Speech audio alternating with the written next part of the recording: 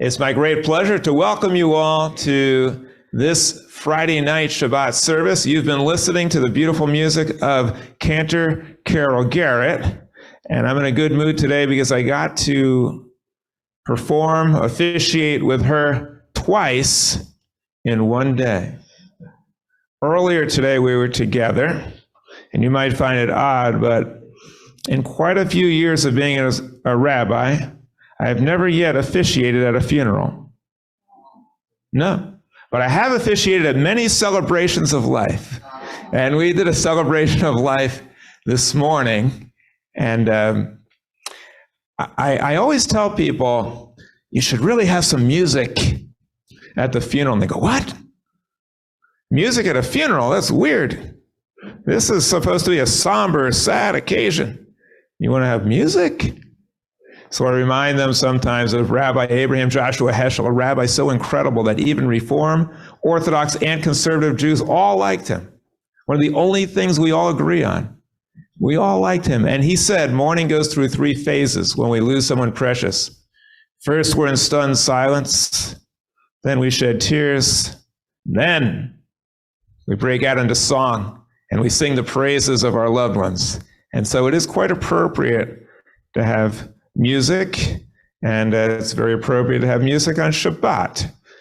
The Orthodox tend not to like musical instruments, especially the guitar, especially led by a woman standing up front here. Anybody know why the Orthodox aren't too keen on musical instruments? Yeah, why is that? They're still mourning for the destruction of the temple.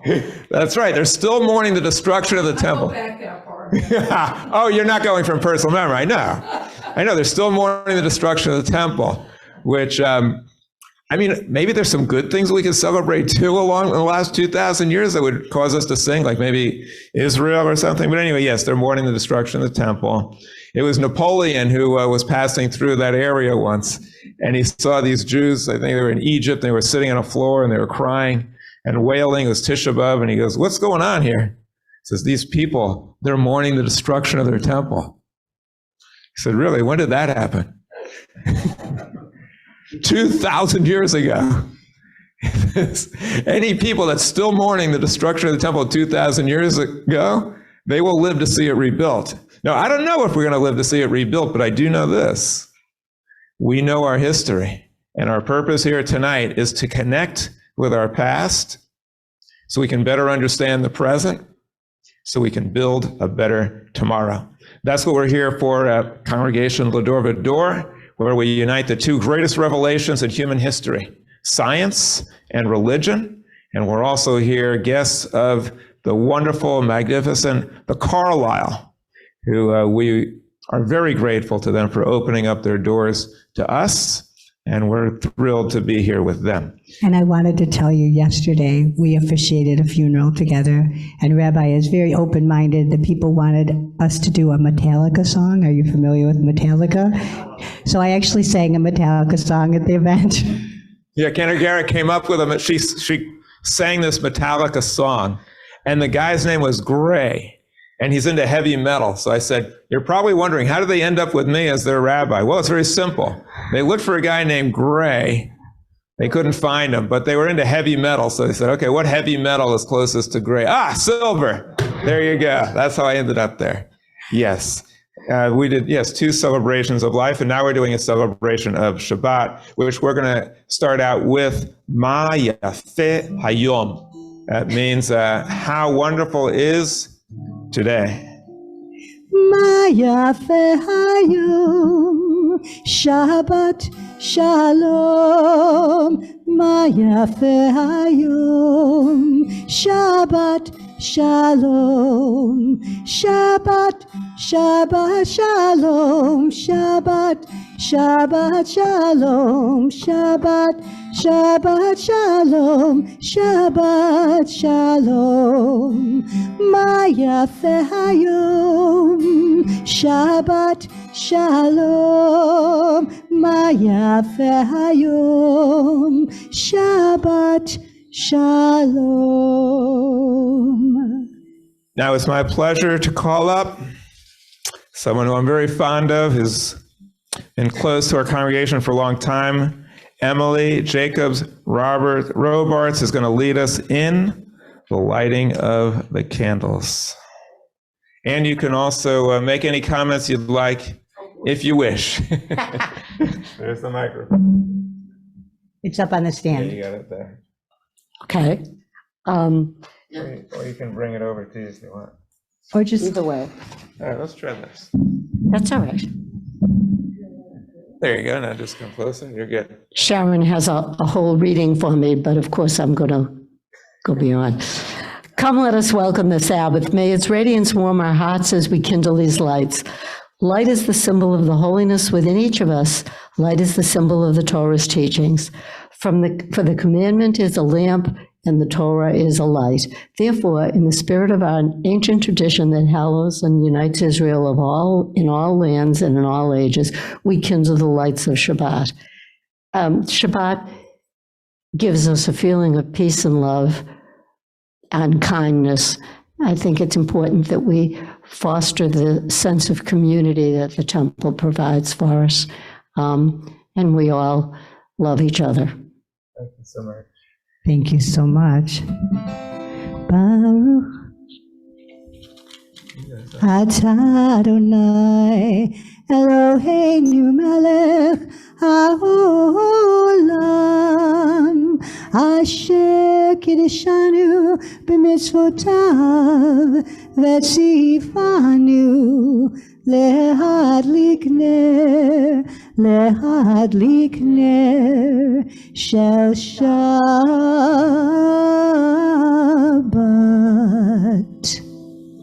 Thank you all. Say hello to the person next to you, because it's important that we all remain friends. All right, let's take I a love moment. that. Say hello to your neighbor, everybody. And say hello to Sharon, who's on the other end of the computer. She worked so hard to put this program together. She even got here early and set up things, even though she couldn't be here. Shabbat shalom. Good to see you. Shabbos. Good Shabbos. Great. How you doing? Shabbat shalom. Shabbat shalom. Jim? Shabbos. Shabbat shalom. Rabbi, I was saying, Sharon actually came before I did and put out a whole bunch of stuff and got everything ready before I even got Sharon came here. before you did? Yes. And was she hobbling along? She's got a broken foot. I didn't get to see her. I think she got wheeled in a wheelchair, did all this stuff, and then left. So Well, we do pretty thank amazing. Sharon for coordinating all this, setting it up, and figuring out in advance the service. I come in and I just follow my marching orders, most of them. Now we're going to have the wine. I call up Roberta Cooper. Please come on up, and also feel free to share any observations you would like to make as well.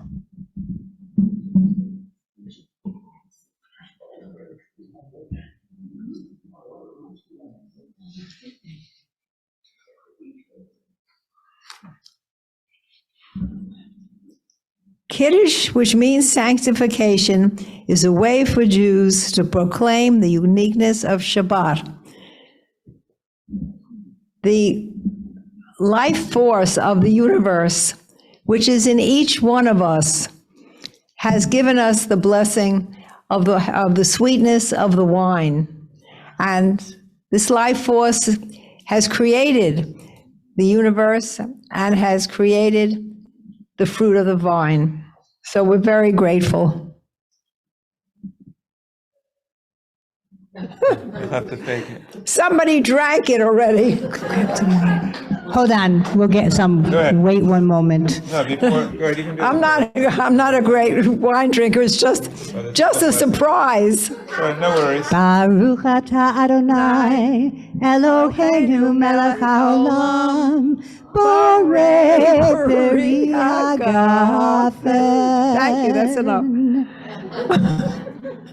Okay, now you can drink the wine. I want to just say that I'm very grateful that we have this wonderful rabbi and Cantor and congregation so that we can be together on Shabbat. My family, and I'm sure many of your families, live far away. And so I used to have Shabbat at home and then come to services, but now I don't make Shabbat for myself. And so when I come here, I'm with all of you, and thank you for being here. Thank you, Roberta. Thank you very much, Madison. Thank you, Roberta, for sharing those thoughts with us. She's right. It's really beautiful to be with others on Shabbat. And I think she taught us an important lesson. Sometimes wine doesn't come down from on high. We need a human agent to sweeten up this life in this world. Thank you, Madison, for sharing that wonderful lesson with us. In the barrel. Yes, that's right. Now we're going to have another one of my adaptations, Sweet Sabbath Wine. If you're interested or you'd like to, you can join in. When life began, sometime before all knowing, it's growing strong inside of me. Come take my hand, join me in where I'm going. Together we'll find our destiny. Warm, glowing bright, Sabbath flames, spreading light on Friday night. Everybody, sweet Sabbath wine makes the good times seem so good. So good, so good. Oh, I'm inclined as a Jew to spread peace and brotherhood. On Friday night, we are no longer lonely. If only I share my love with you.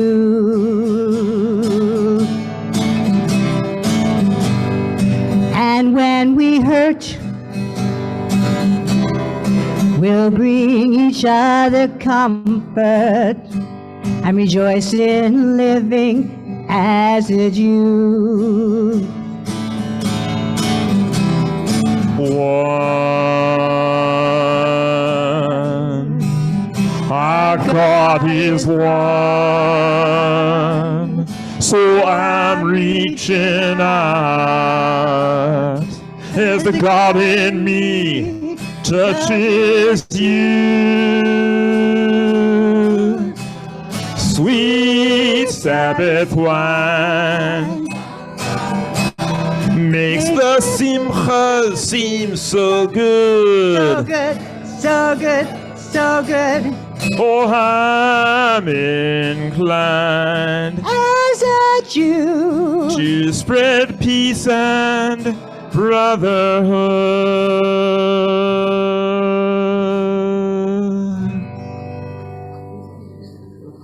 Well, we give our thanks to Neil Diamond for that one.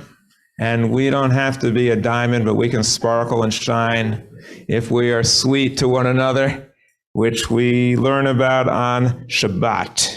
We're now going to continue with L'Chadodi, which means come my beloved. This song harkens to the reflection of Shabbat as a Sabbath bride coming through the door. When the bride comes, we're filled with anticipation. And when we get married, we get to start all over again.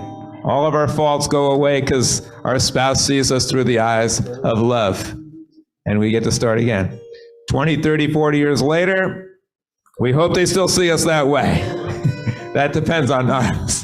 Depends on whether we act in a way that merits that type of regard for us. So we continue now with L'Chadodi. Lecha lecha dodi, ligrat ligrat kala, b'nei b'nei Shabbat nekabala. L'cha l'cha dodi ligrat kala b'nei b'nei Shabbat nekabala. L'cha l'cha dodi ligrat kala b'nei Shabbat nekabala. L'cha l'cha dodi ligrat kala b'nei Shabbat nekabala. Shemor berechor beribor bechad Hishmi'anu Echad Adonai Echad U'Shemo Echad L'Shem U'Tiferet V'Tila L'cha L'cha L'cha Dodi Ligrat Kala B'nei Shabbat Nekabala L'cha l'cha dodi ligrat kala b'nei Shabbat nekabala.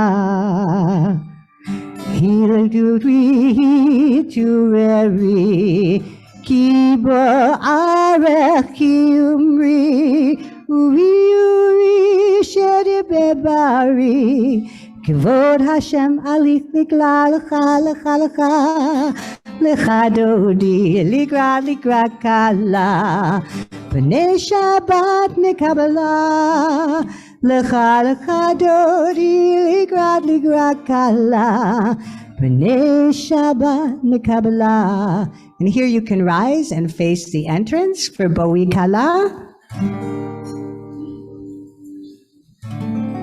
Boi b'shalom ateret bala Gabi simcha uzahala tochemenu segula Boi kala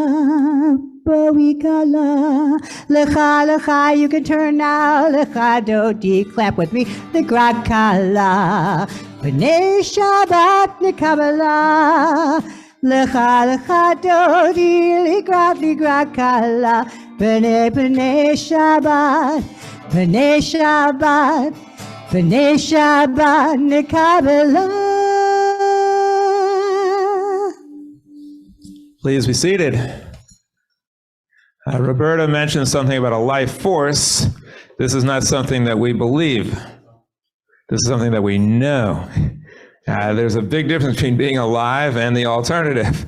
And so we celebrate this life force. Our ancestors called it, in the Jewish people, a pintel yid. Well, that means a pintel yid. Pintel means a little tiny spark. It means that in each one of us, there's a little spark of Jewishness.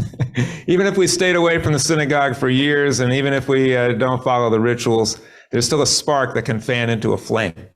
By the way, my friends, that spark of life is inside everyone, not just Jewish people. Each one of us has a spark of life that we were born with. Sometimes it gets buried under by all the vicissitudes and all the coping mechanisms, but here we try to get in touch with that spark of life and fan the flames. That's what we do with these various prayers. You might not understand all the Hebrew, but you can sure understand the English. And the English is that each one of us is special and unique, and we try to tap into that special spark of life within us that was pure at one time, and we try to return to that state now. We begin this process with some responsive reading. Please join with me. The meaning of the Shabbat is to celebrate time rather than space. 6 days a week, we live under the tyranny of things of space. On the Sabbath, we try to become attuned to holiness in time. Shabbat is a day on which we are called upon to share in what is eternal in time. We turn from the results of creation to the mystery of creation, from the world of creation to the creation of the world. And that was from Rabbi Abraham Joshua Heschel, the same rabbi that I mentioned before. We continue now with Roll into Dark. Please join me if you know it, and if you don't know it. Roll into dark, roll into light. Night becomes day, day turns to night. Roll into dark, roll into light. Night becomes day, day comes to night. Borei yom v'layla, kolelo mipnei choshech, גוללו מפני חושך, וחושך מפני אור. Roll into dark, roll into light. Night becomes day, day turns to night. Roll into dark, roll into light. Night becomes day, day turns to night. We continue with a prayer that gives praise for creation, which includes each one of us. Please rise for the Baruch Hu. Lai, lai, lai, lai, lai, lai, lai, lai, lai, lai, lai, lai, lai, lai. Lai, lai, lai, lai, lai, lai, lai. Lai, lai, lai, lai, lai, lai, lai. Lai, lai, lai, lai, lai, lai, lai, lai, lai, lai, lai, lai. Lai, lai, lai, lai, lai, lai. La la la la la la la la la la la la la la la la la. Baruch hu et Adonai hamevorach. Baruch Adonai hamevorach leolam vaed. Baruch Adonai hamevorach leolam vaed. You know, I have to apologize, my friends. At this Friday Shabbat service, we're not supposed to talk politics. But Cantor Garrett started out lie, lie, lie, lie, lie. So I thought we were going to avoid that. So next time we're going to do la, la, la, la, because I don't want to become political here. You know, it was Isaac Newton. He's probably one of the smartest guys who ever lived. He was trying to figure out how to calculate the orbit and the time and the mechanism of the planets. You may be seated, by the way. I guess you can. And their revolutions around the other orbs. And he couldn't figure out these calculations with the standard mathematics. So he invented a new form of mathematics to the chagrin of all the high school students around today. Anybody know what it was that he actually invented? Thank you very much. He invented he called it the calculus, because the standard model didn't accept moving objects and rates of acceleration. He invented that. And now our students are learning this. It's really quite incredible that the planets all go according to a systematic order and laws of gravity and motion. It's really astounding that one of us could have figured it out and created calculus. Does anybody know where the word calculus comes from? Calculate. Very good. Calculate is related to it. It comes from ancient Greek. It's related to the word calcium. A calculus was a little stone made out of calcium, and they used them in order to calculate things. They would take little stones and put 5 of them here and 6 of them here, put them together. Oh, we got 11. That's where the word calculus comes from. Is any of the one with the apple? That's Isaac Newton. That's a legend. We're not sure. We're not sure if it really happened, but it did, I think, knock some sense into him, and all of a sudden he realized what was going on. So we celebrate the revolution of the celestial objects in their orb, including Earth, and we don't have to stand for this part, but we will stand for the Shema. But this Hebrew reading gives cognizance of all of those symmetries and all of those miracles. Baruch atah Adonai Eloheinu melech haolam asher bidvaro ma'ariv aravim borei yom v'layla, creator of night and day, golel or mipnei choshech v'choshech mipnei or, u'ma'avir yom u'mevi layla, u'ma'avdil ben yom u'vein layla, Adonai tzvaot shemo. El chai v'kayam tamid yimloch aleinu le'olam va'ed. Baruch atah Adonai ha'ma'ariv aravim, the one who brings on evening. By our ancestors didn't know this, but by the rotation of the earth on its axis. We now stand up for the Shema that celebrates the unity of all that we see in the cosmos. Shema Yisrael, Adonai Eloheinu, Adonai Echad. Shema Yisrael, Adonai Eloheinu, Adonai Echad. Shema Yisrael, Adonai Eloheinu, Adonai Echad. Shema Yisrael, Adonai Eloheinu, Adonai Echad. Baruch Shem Kevod Malchuto, Leolam Vahed. Baruch Shem Kevod Malchuto, Leolam Vahed. Shema Yisrael, Adonai Eloheinu, Adonai Echad. Shema Yisrael, Adonai Eloheinu, Adonai Echad. Please be seated. Ve'ahavta et Adonai Elohecha v'chol levacha u'v'chol nafshecha u'v'chol meodecha v'hayu hadivarim ha'ela asher anochi mitzavecha hayom al levavecha v'shinantam v'vanecha v'dibartam bam v'shivtecha v'vetecha u'lektecha b'derech u'shokbecha u'kumecha u'kshartam la'ot al yadecha v'hayu letotafot bein einecha u'ktavtam al mezuzot beitecha u'visharecha Leman tiskeru v'asitem et kol mitzvotai v'hitem kedoshim lelohechem. Ani Adonai Elohechem asher hotzeiti etchem me'eretz Mitzrayim liot lachem lelohim. Ani Adonai Elohechem. In Hebrew, the pronouns are a little weird. Who means he means she, and me means who.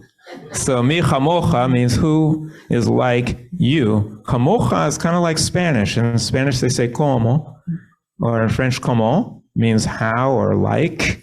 And mi chamocha, who is like you? It's a rhetorical question, wasn't meant to be answered, but today we can answer this question. Who is like this eternal power in the universe? We are, because that power is within us. When we recognize that creative power in us and let it flourish and share it with others, then we can become God-like. The mi chamocha.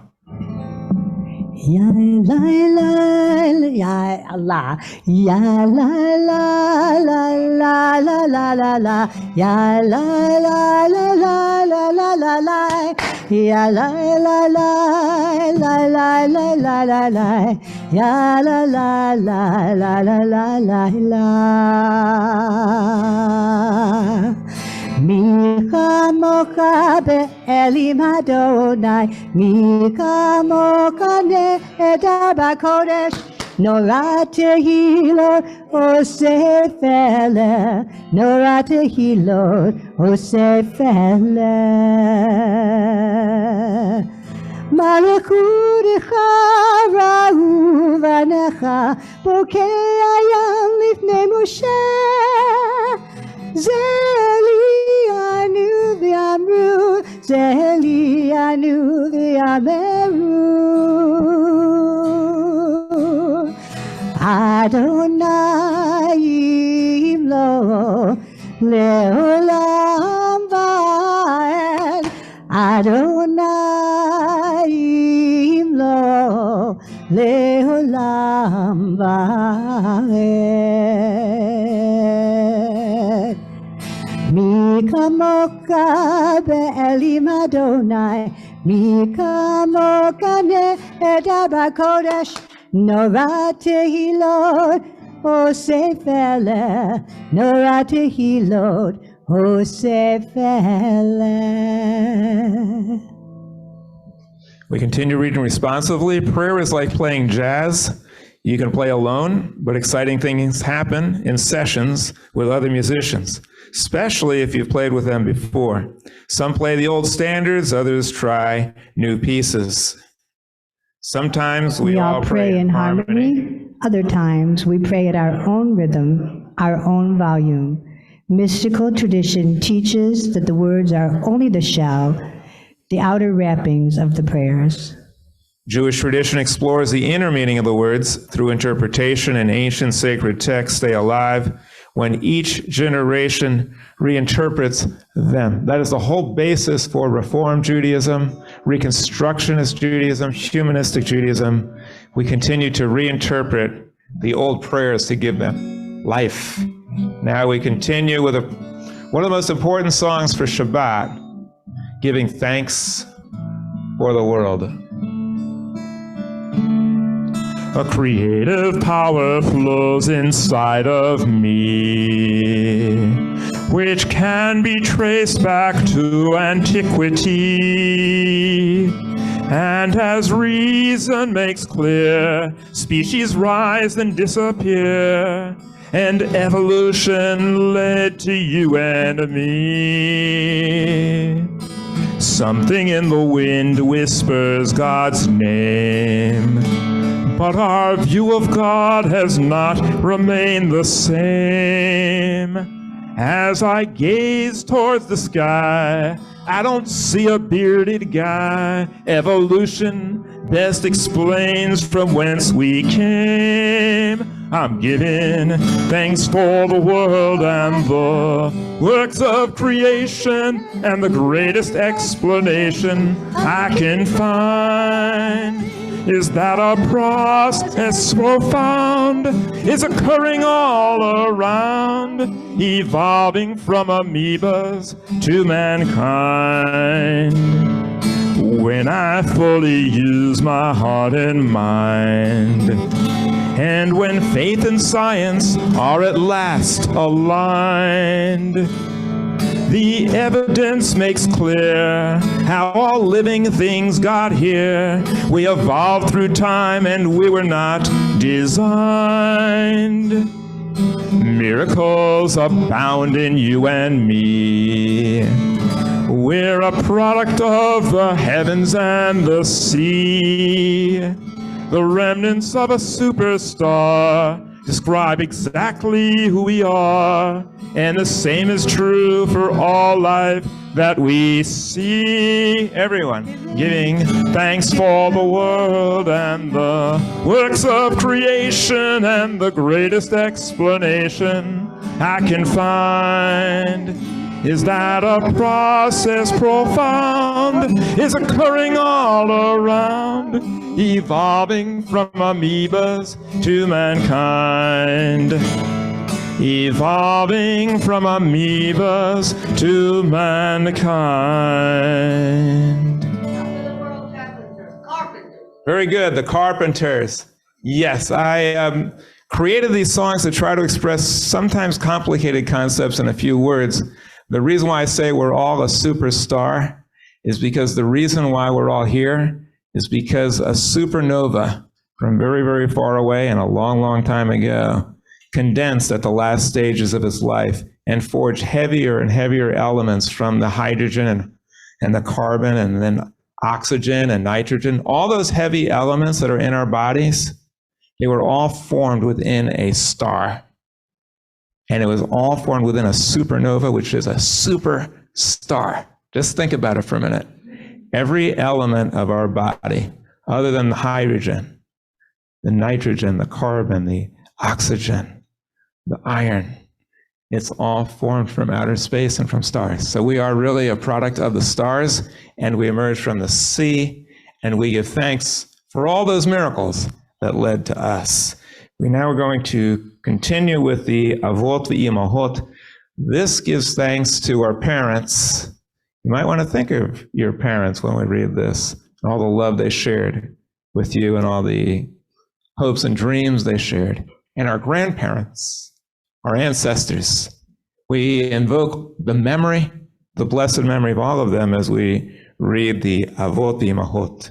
Baruch atah Adonai Eloheinu v'Elohei Avoteinu v'Imotenu, Elohei Avraham, Elohei Yitzchak, Elohei Yaakov, Elohei Sorah, Elohei Rivka, Elohei Rachel v'Elohei Leah, Ha'el Hagadol, Hagibor, V'Hanora El Elyon, Omel Chasadim Tovim v'Konei Hakol, V'Zocher Chazdei Avot v'Imahot, U'Mevii Geula L'Bnei Bneihem, L'Man Shemo B'Ahava.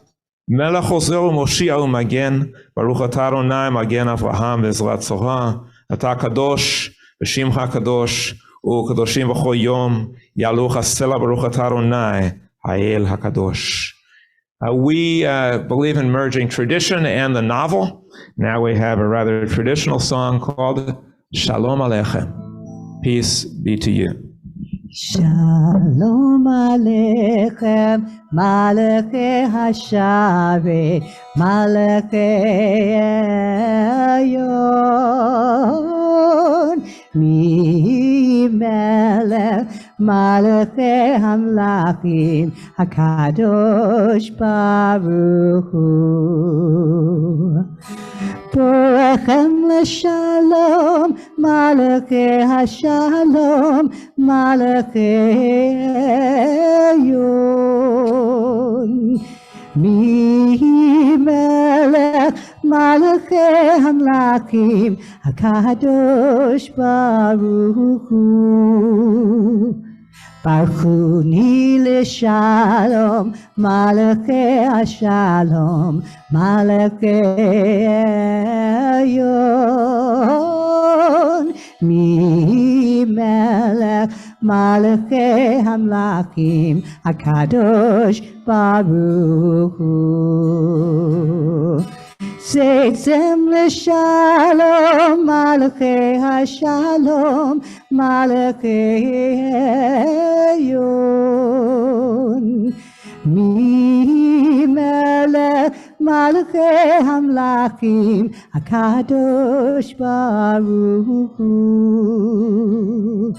Welcome among us, messengers of shalom, angels of the highest one.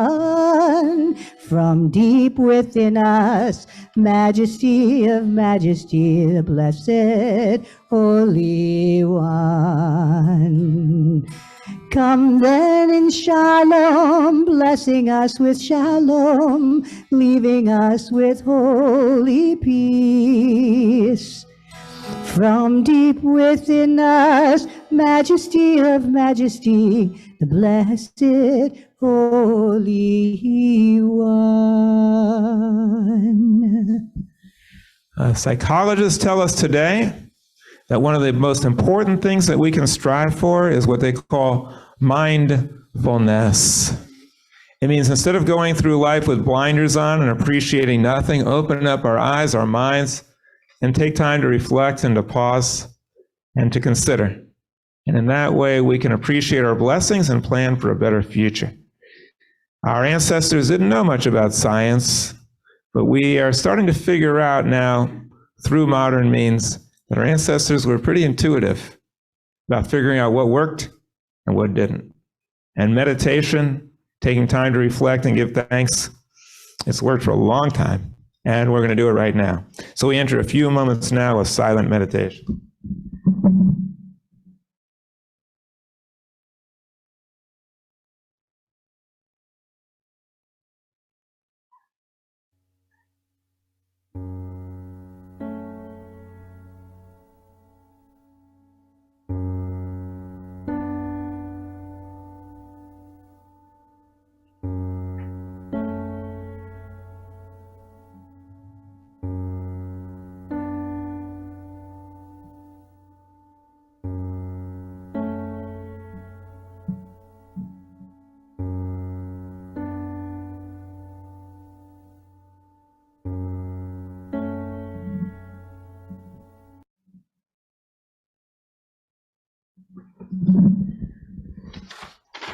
We're now going to read the names of those who are ailing: Marcel Bromberg, Wendy Frank, Harris Friedman, Laura Gallagher, Nadine Herbst, Arthur Hoffman, Carol Kahn, Howard Mandel, Dr. Suter Nair, Marilyn Paul, Bernard Rosen, Stanley Rosenwasser, Harvey Shearer, Howard Thomas Shaw, Naomi Voland, Martin Winston, Becky Wolf. Even though she compiles the list, she doesn't put her own name on it. I'll add Sharon Leibovitz, who's been hobbling around with a broken foot. And if you have any other names, I'll be glad to entertain them. Sean Levine. Oh, Sean Levine. Yes? Yes? Okay. Anybody else? Yes? Yes? Anybody else? Stanley Nuremberg.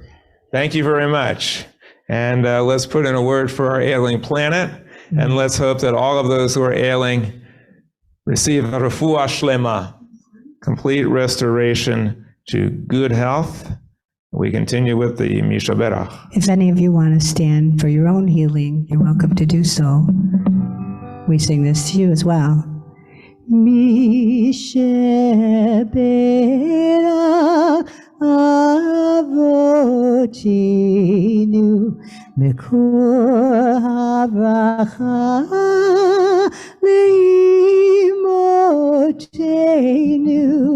May the source of strength, who bless the ones before us, help us find the courage to make our lives a blessing, and let us say, Amen.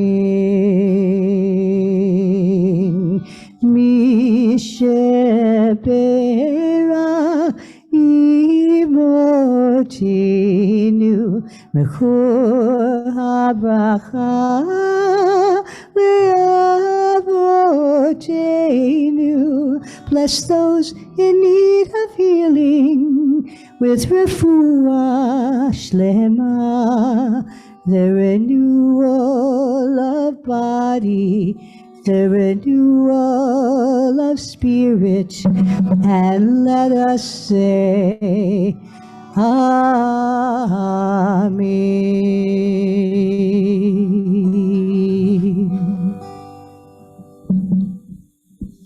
We are reading the Torah this evening from a passage called Ki Teitzei. Before we read this passage, we have responsive reading, or we can read together. Wisdom and wonder, passion and instruction, story and symbol, all these things the Torah gives to us. And the more we devote ourselves to it, the more it grows and gives. We have in here the secret to fighting weapons of mass destruction. These are lessons of mass instruction. And we hope that these will be shared with others through us. Baruch hu et Adonai hamavorach. Baruch Adonai hamavorach leolam vaed. Baruch atah Adonai Eloheinu melech haolam. Asher bachar banu mikol hamim. V'natan lanu et Torato. Baruch atah Adonai noten haTorah. Amen.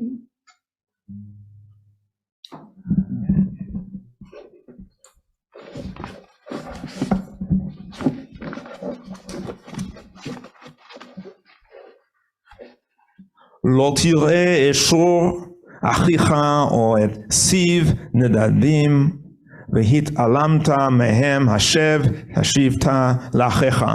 If you see the ox or the goat of your neighbor wandering around and is lost, you shall surely return it to your brother. ואם לא קרוב אחיך אליך ולא ידעת ואספת את תוך ביתך והיה עמך עד ראש אחיך אותו והשב אותו לי.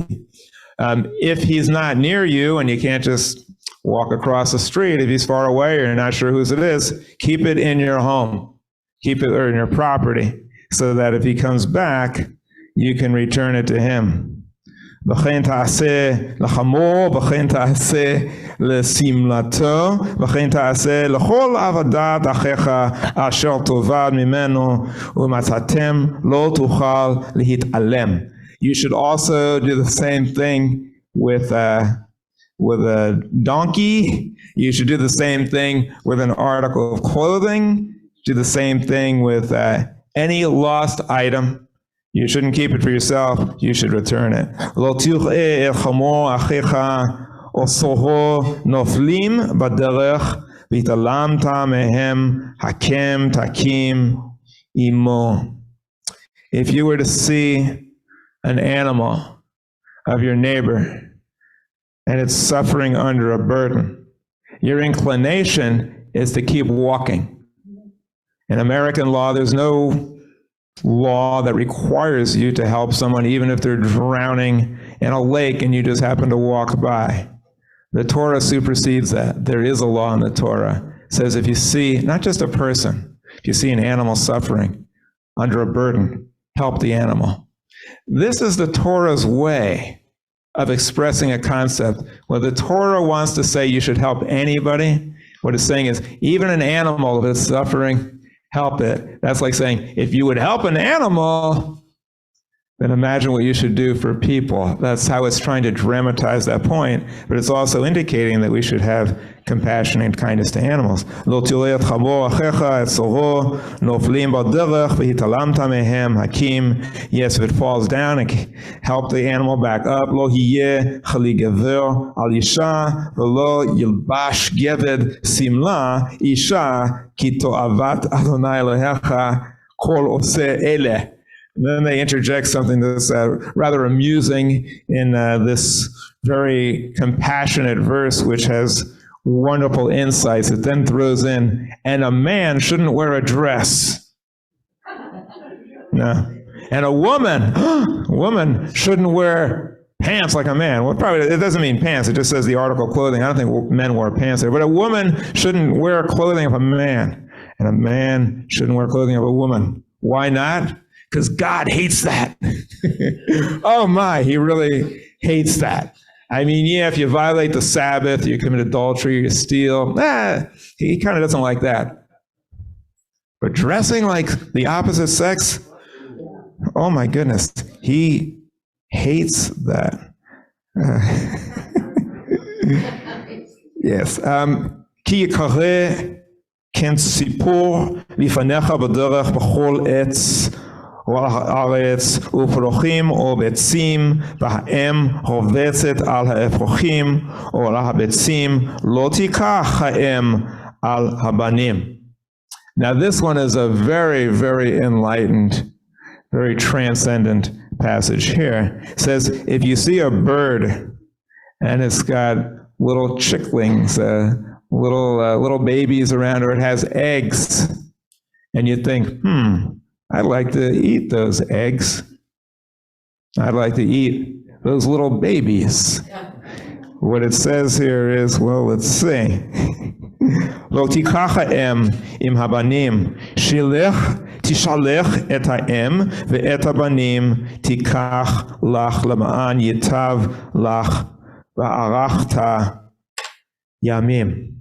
My friends, this is the first of our efforts towards morality, not our last. So it's not going to be full-fledged moral uprightness. But what it says is a pretty good start.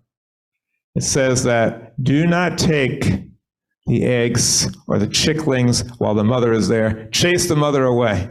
Scare it away. Let it fly away so it doesn't have to witness you doing that. And then you can have them. As I say, my friends, this is our first step towards morality. I mean, the bird's going to come back and say, hey, yeah, what happened? You know, it's like, you got to start somewhere, all right? That's why there is such thing as Reform Judaism.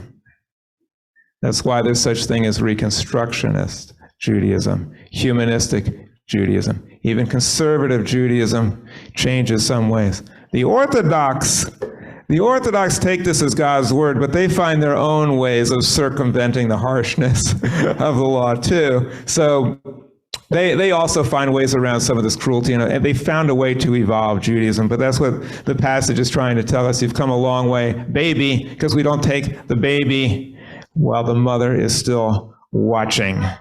The blessing after the Torah, Baruch atah Adonai Eloheinu melech haolam, asher natan lanu Torat emet, v'chai olam nata b'tochenu, Baruch atah Adonai, noten haTorah. Amen. You know, a lot of people kind of disparage the Torah, say bad things about it. What would you do if someone said, you know what? That Torah of yours that the Jewish people read and pay attention to and consider sacred, it's for the birds. What would you say? Would you be hurt? Would you be offended? And would you say, thank you? It is for the birds. The Torah is not just for human beings. We Jews care about animals. We care about their feelings. We have what we call the highest Jewish ideal that you could find in the shtetl of Europe, no matter how horrible things were, no matter how much cruelty and subjugation and oppression they suffered. The Jewish home was always filled with something that was essential. Rachmanas, right? Rachmanas. Mercy. Compassion. It's the essence of Judaism. It's the most important thing in Judaism. And it's right here in the Torah.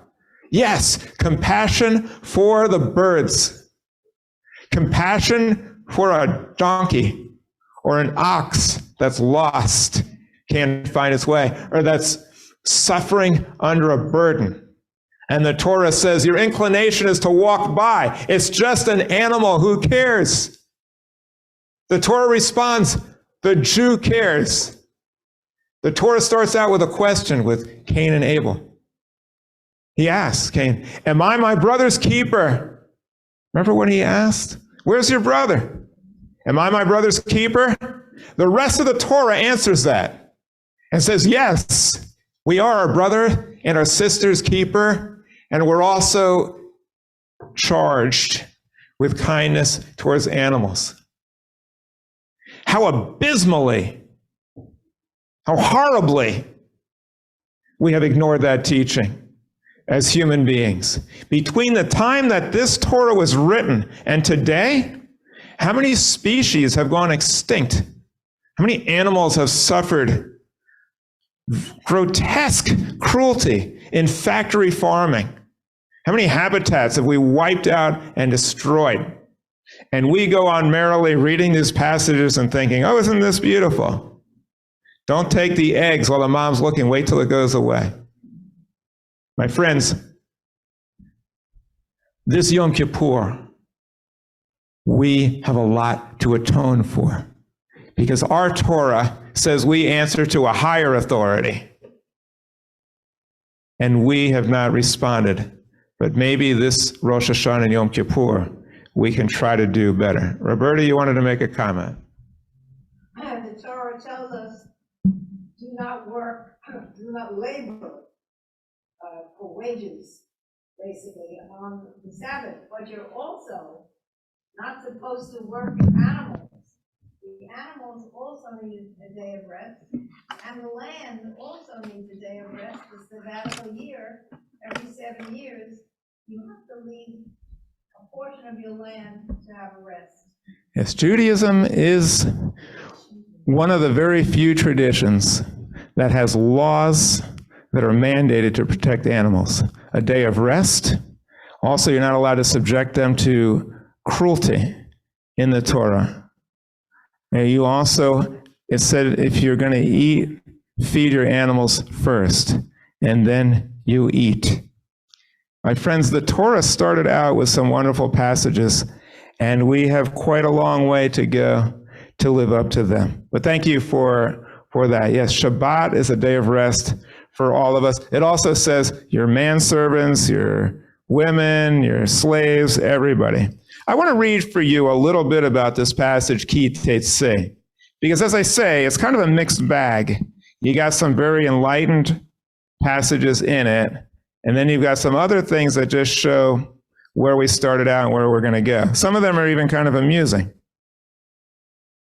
but they're all very enlightening as far as what our ancestors believed. It says in Teitzei, if you're going to war and a man has recently married, he gets a year off, 1 year off. But the reason is very interesting. Why a year off? So that he can enjoy his wife? No. So that he can please his wife. So his wife can have a good year. This is very enlightened. For a tradition that usually protects the interests of men, here it's saying, no. You stay home so that you can please your wife.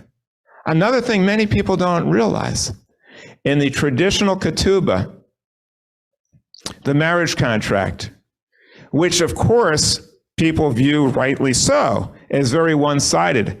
The man is the last word of the house. Of course, today it's yes, dear, but he had the last word. The man has all these prerogatives, but the woman also was treated with respect. Different obligations and chores. Equality, no. In their way, respect. In our way, didn't quite make it.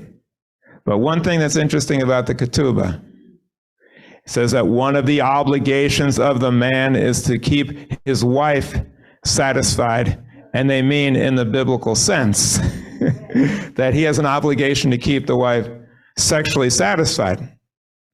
You might say, well, why is that necessary?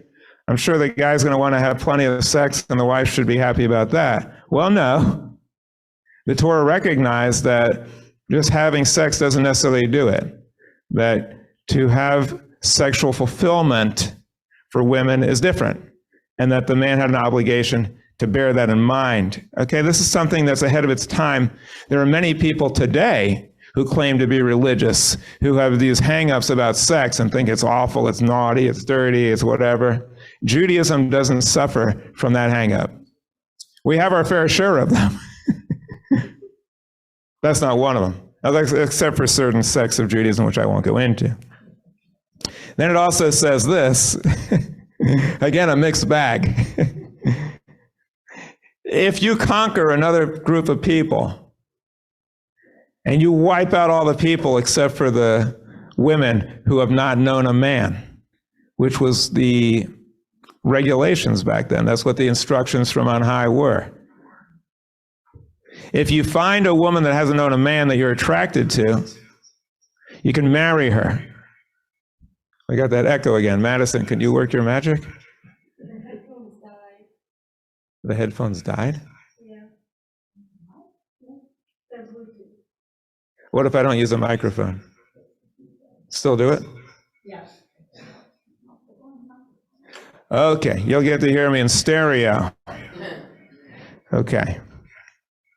So, you wipe out all the people except for the women. You find one that you're attracted to. It then says, this is what you do. You shave her head.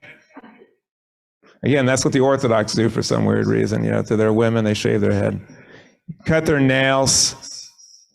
You give them a month to mourn the death of their parents, which this guy probably committed, probably is responsible for it. And then you can marry her. Of course, by our standards, this is pretty barbaric. The woman doesn't get any say, you just marry her. But it does have some redeeming quality. It does say, if you get tired of her, you can't enslave her, nor can you sell her. So I guess you got to say, we started somewhere, all right? It's not what we would call morally sensitive by our standards, but it was an improvement over what was before that. And then it says that you have to treat her with respect because she was your wife. But another thing in the Torah, which went way beyond the Southerners in the South with their slaves. In the South, if a slave ran away, you were ordered by law to return the slave. Guess what? In here, in Teitzei, it says if a slave runs away and you find the slave, don't return the slave. because you don't know what that person's going to do. They might kill the person. Keep the slave, and liberate the slave. It also says, and we shouldn't hide this fact, the Bible condones and sanctions slavery, but it put rules and regulations on it. In the South, a slave was furniture. You could maim it, injure the person, you could kill the person, you could work the person to death, you could do hideous, despicable, horrible things. That was not the way in the Torah. In the Torah, there were regulations and rules that recognized the rights even of slaves and indentured servants. It says, don't plow with an ox and a donkey together. People have speculated why. They don't give any reason. Some people think because the two are mismatched and the donkey might have to work harder and strain. We don't really know. There's a kind of bizarre thing. It says that if a man rapes or takes a woman by force who happens to be betrothed to another, which in biblical terms means she belongs to someone else, she's someone's property. By the way, the word in Hebrew for husband and owner are the same. Baal comes from a Canaanite god Baal. But if she is betrothed or belongs to someone else and he rapes her, he's executed. If it happened in the city, she's executed too. But if it happened in the countryside, she's not executed. Why, you might ask? Again, it's some kind of a peculiar morality. If she was in the countryside and she screamed and yelled, nobody would have heard her. If she's in the city, she couldn't have screamed or yelled, or somebody must have heard her, and so therefore she's guilty too. Again, nothing that we would countenance, but it is a beginning. So where do we go with all of this? And how can we learn something from this? This morality, if you call it that, is not based on reason. It's not based on rational thinking. Okay? It's based on primitive notions of what God wanted. We can look at that and be amused. But why don't we look at ourselves and think, what do we do that's irrational? What kind of behaviors do we engage in that don't really make a whole lot of sense? That if an objective observer were looking, like if Dr. Weiss were to examine us and give us a psychological evaluation, what would it be? Who would subject ourselves to that and want someone, an objective observer, to tell us what we're doing?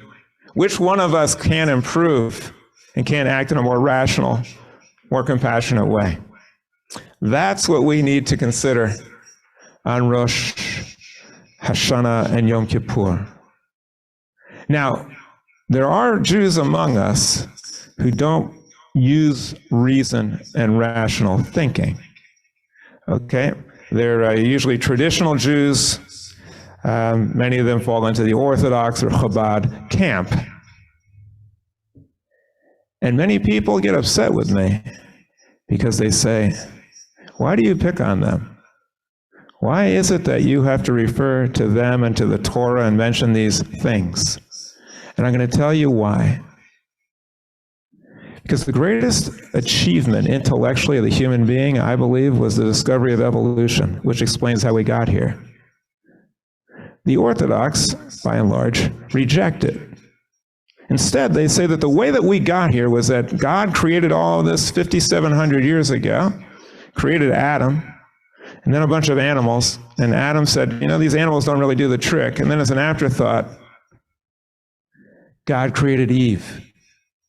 That's how human beings were created. Anyone who believes this has their intelligence hobbled and their view of women misogynistic. Now, you might say, well, let's say there's somebody who's teaching their kids that 2 and 2 is 5. And it's 4. Who is the kinder one? Who cares more about the children? The one who says nothing, or the one who says 2 and 2 is 4? Who is kinder? The person who sees parents feeding their kids donuts and sugar and candy and no main course, Who's kinder, the one who walks away or the one who says, maybe you should consider nutritious food? Our souls, our minds need nutritious food. Teaching our children nonsense is child abuse. It's more than child abuse. On this anniversary that's coming up, 9/11, I ask everyone, and it's in stereo, so I'll ask it twice. What have we learned since 9/11?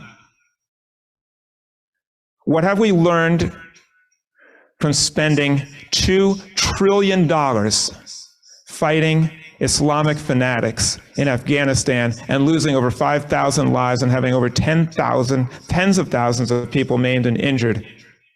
What have we learned from that?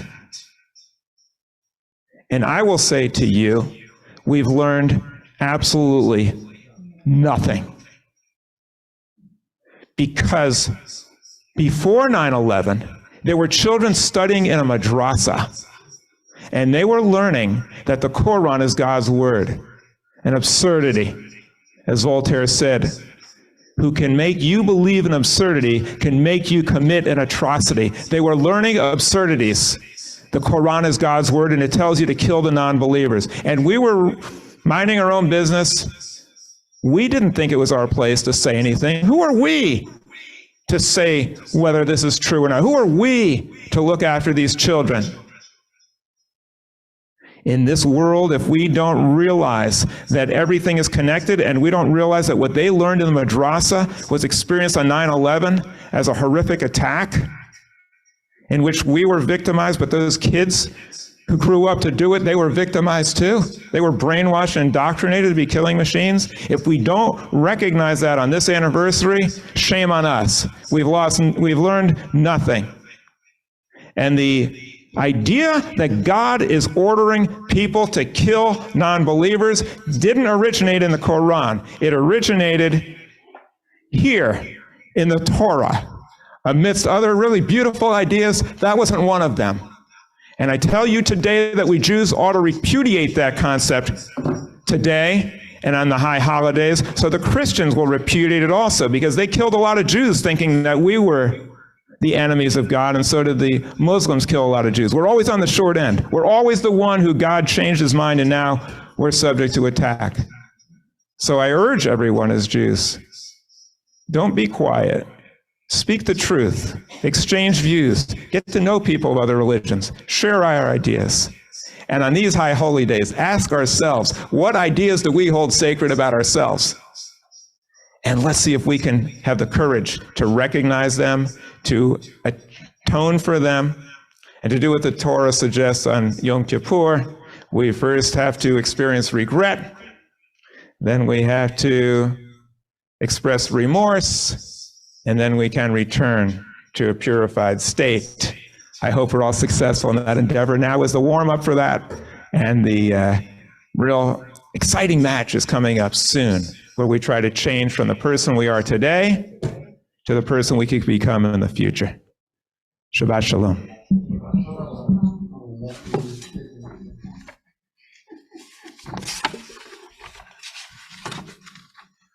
We are now going to continue with an evening of roses, or in Hebrew, Erev Shel Shoshanim.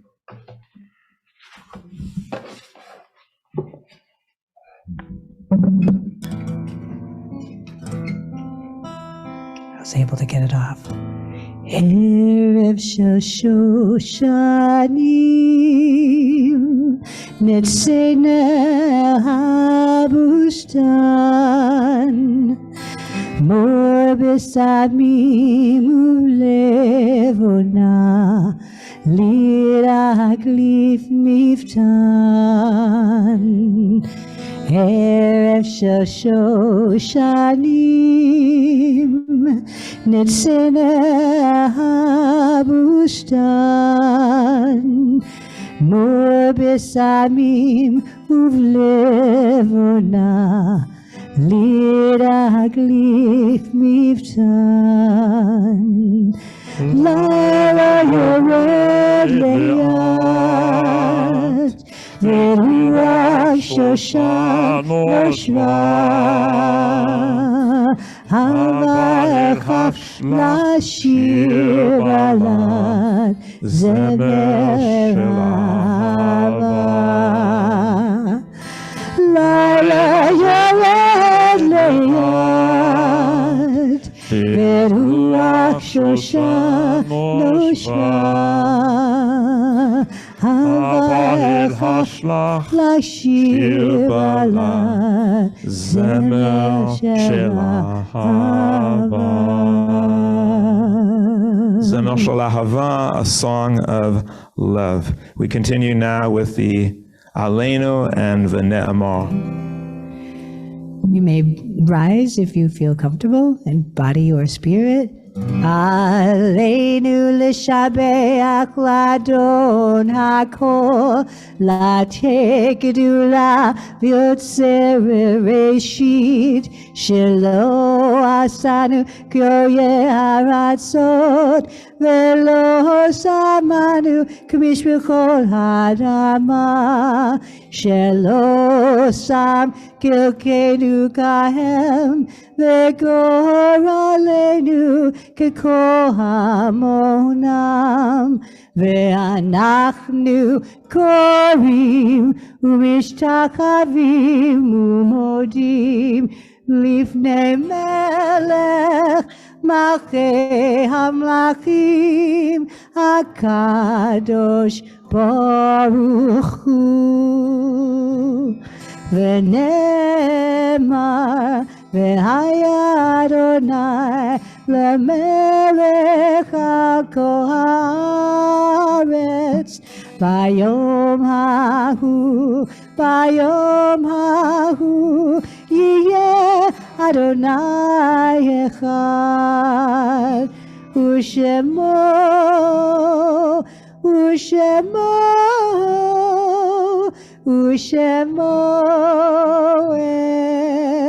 echad. We're now going to read the Kaddish. We mentioned the names of those who have recently been taken from us.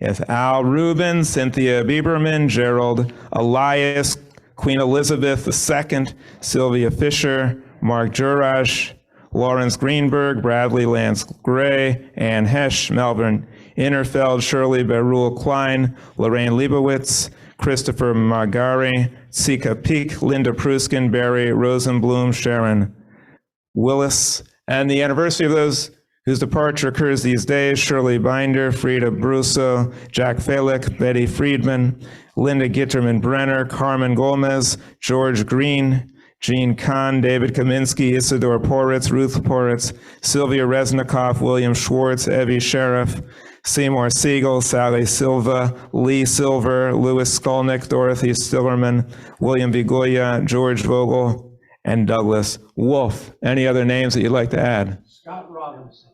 Thank you. Yes? Anybody else? Okay, we hope that their memory will be a blessing and All the inspire people us to do dying good in war deeds. and still in Ukraine, and yeah.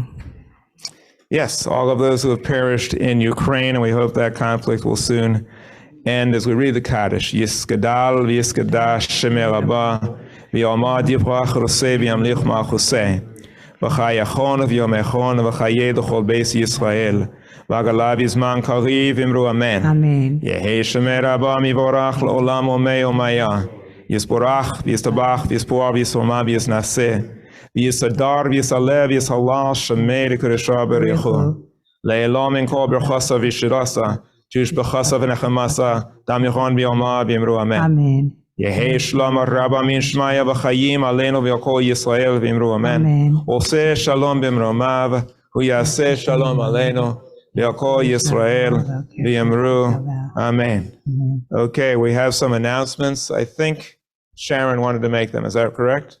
I do. Go ahead. Please be seated. Okay. So first of all, I'd like to thank Rabbi Barry Silver and Cantor Carol Garrett for their lovely service tonight, as well as Madison, who is aiming the camera at them. And on this Tuesday night, September 13th at 7 p.m., we have Touch of Torah with Rabbi Barry Silver. And the following Tuesday, September 20th at 7 p.m., we'll have the Touch of Torah along with a touch of music with Andrew Sussman, educator and cantorial spiritual leader. We hope you'll join us to see some insight into our Torah. Next Shabbat will be right here at the Carlisle Palm Beach, 450 East Ocean Avenue in Lantana. And we thank the Carlisle for allowing us to celebrate Shabbat there. Our High Holy Day services are coming up on September 25th for Rosh Hashanah, on October 4th for Yom Kippur. We'd love to have everyone join us. We have a suggested donation of $85 per person for our tickets, and we don't want to turn anyone away. So we hope you'll join us for these High Holy Day services with Rabbi Barry Silver, Cantor Carol Garrett, and guest cantorial soloist Andrew Sussman. Our Yom Kippur Book of Remembrance, Remember Your Loved Ones. The deadline is this weekend. There's some forms by the back door of the room in the Palm Room there at the Carlisle. So if you'd like to submit something for our Book of Remembrance, please get it to me this weekend. Thank you very much. You can also do it online. We have a Song Fest coming up. This will be our third with Cantor Carol Garrett and Andrew Sussman. And we're going to highlight Carole King and Paul Simon. And all the songs will be performed by Cantor Carol and Cantor Andy. And that's on October 30th at 4 p.m. That's a Sunday afternoon, and it's on Zoom, and we hope you'll join in. We thank you for attending the Shabbat service and celebrating Shabbat with us. Please feel free to look at our YouTube channel, our Facebook page, and our website, l'dorvador.org. You can see our calendar there with all of our upcoming events and programs, and share us with a friend and more.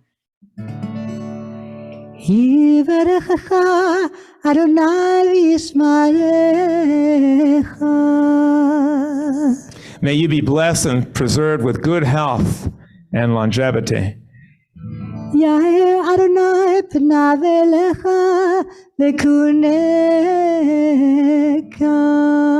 May the light of love and of reason shine upon you and be emitted from you always. You can put your hands over your child if you have a child nearby to finish with the prayer.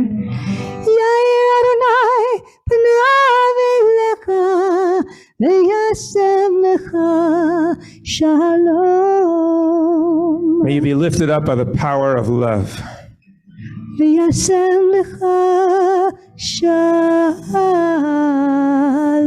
And may you be a source of peace.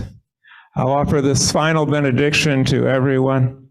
May we recognize that as the Torah has grown, as the Jewish people have grown in our morality, so may we too in this year achieve new heights of growth and new insights, and have the courage to challenge ourselves and what we do in order to come up with a better way for this year, a better way to live up to our Jewish ideals, the dreams and hopes of our parents that they had for us, and in order to be the type of person we want to be, the type of person dreamed of by Anne Frank, who said, how wonderful it is that we don't have to wait another day in order to make this world a better place.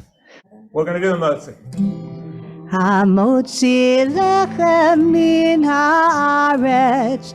We give thanks to God for bread.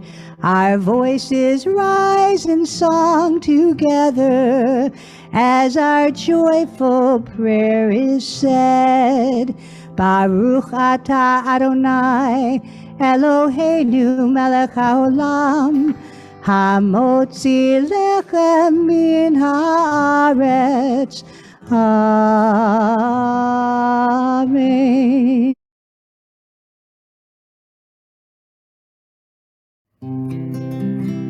מה יפה היום, שבת שלום. מה יפה היום, שבת